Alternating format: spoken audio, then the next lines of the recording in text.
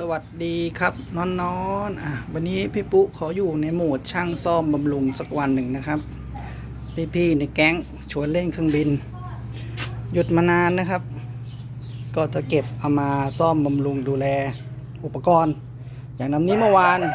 3-4 ปีนะครับยังไม่เคยบินเลยไปถึงพี่ปุ๊เสียบแบตบินปื๊ดเลยนะครับยังไม่ได้เช็คอุปกรณ์ก่อนขึ้นนะครับ